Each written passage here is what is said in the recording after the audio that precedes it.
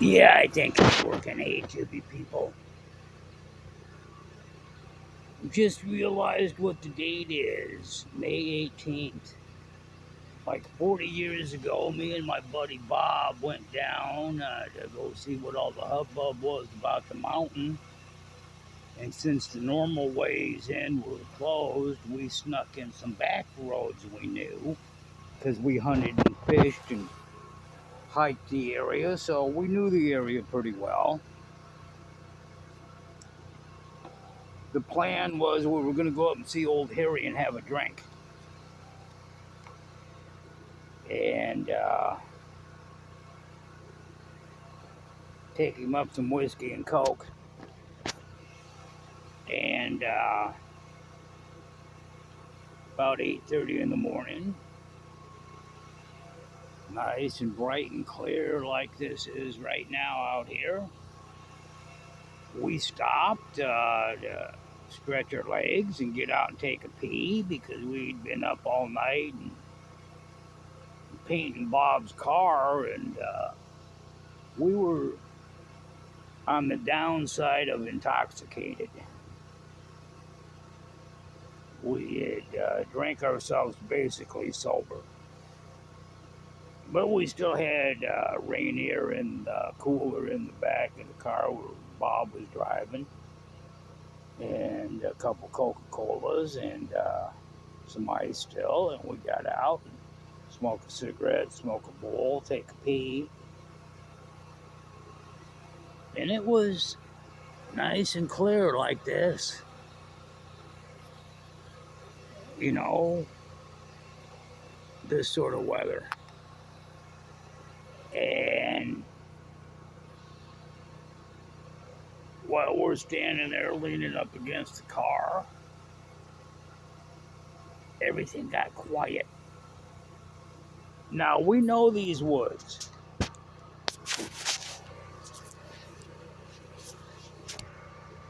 We've been doing this for a while, going up in these woods. Everything got quiet.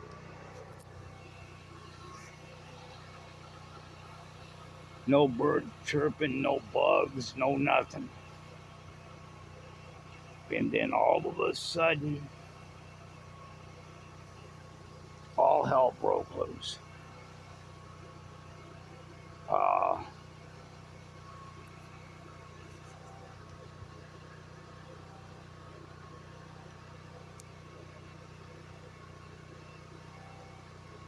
the ground shook. There was like the sound of a million freight trains in the same tunnel together, blasting their horns and blasting through the tunnel. It got dark. It started snowing, and it wasn't snow. And the sky had this light show of lightning that was yellow and red and green and blue and orange and whatever color you can think of. The lightning was flashing them colors in the dark clouds, and it's like 8:30 in the morning, and it's like fucking midnight. And we climbed back into the car because the trees were swaying back and forth, kind of like how they sway up here and freak me out sometimes. And trees were snapping and breaking off all over, and it was, we climbed back in the car and decided we were getting out of there.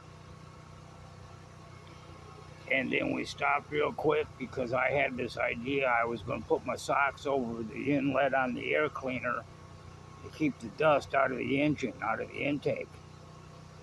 Because I'm already walking alongside the car with the snow brush, wiping the ash off the window because Bob's wipers can't keep up. I got a flashlight that I'm using.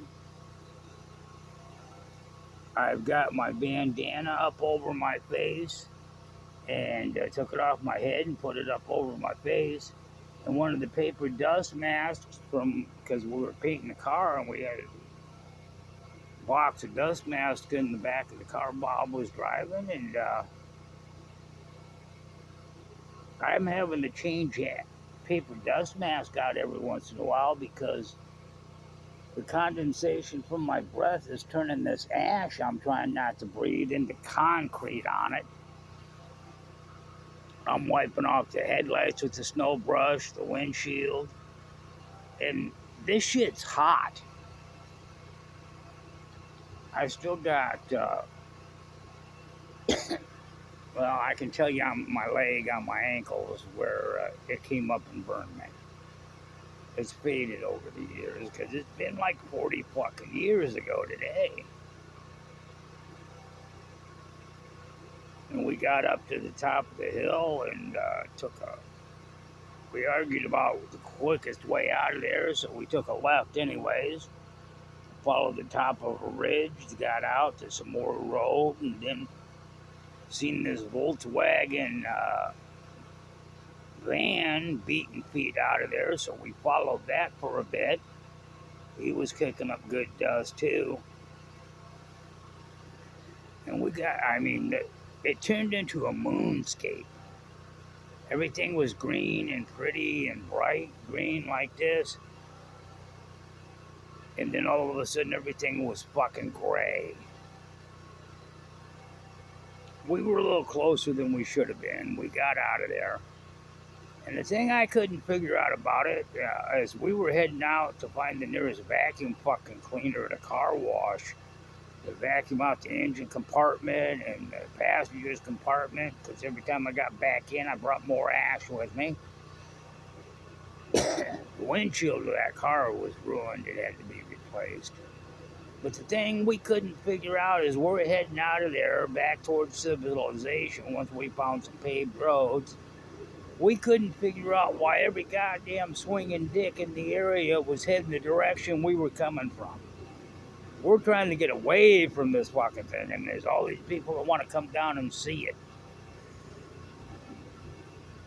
Yeah, that was one of them young and dumb and didn't know any better incidents that lived through it. A lot of people didn't. People that were too closer than us. Because we weren't worried about it. St. Helens, that's just a little one. We're worried about Rainier. Rainier beer. Yeah. I got hooked on the other day. I ran across the old Rainier motorcycle commercial. Rainier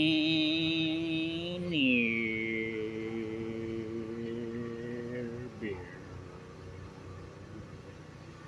The motorcycle sounds as it's heading towards that big old mountain.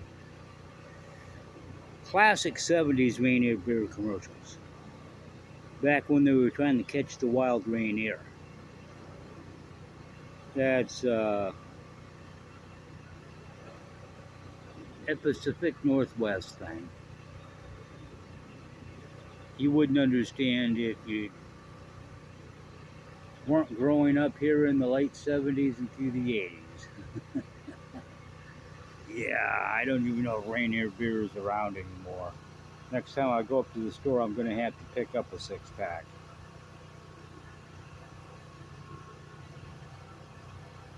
One of the best Rainier beer commercials ever was one of their light beer commercials, where the lady's sitting there talking about the Rainier beer and beer commercials, and her husband yells up at her. She's up in the kitchen, and he's out in the living room. Get him another beer, and she yells back, "Get it yourself, Bob." And Rainier had frogs before Budweiser had frogs. They even had a mosquito too. You just have to listen close to the commercial to hear there's a mosquito. Damn, what the hell is that on my face? So, Rainier beer commercials from the 70s. Out trapping the wild Rainier. Yeah, I think I'm going to have to pick up a 6-pack of Rainiers. in the pound bottles, the 16 ounces. Some pounders. Pound a few pounders.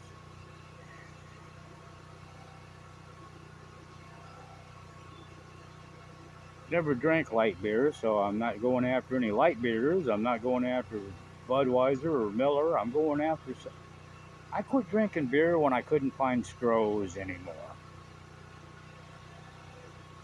And Rainier is something that I used to worship at the altar of the big red R back when I was young and good looking. Long ago in a galaxy far, far away. Wow, 40 years since the mountain fucking blew up. I can't be this old. Needless to say, we never did make it up to have drinks with Harry.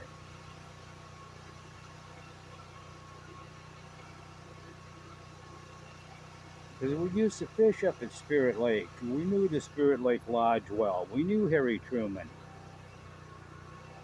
You get that son of a bitch started talking, he'd tell you the story that'd go on. He had a joke that went for 45 fucking minutes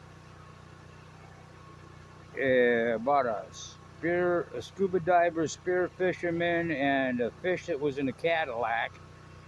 And after about 45 minutes of this joke, the punchline is the fish kept rolling up the electric windows.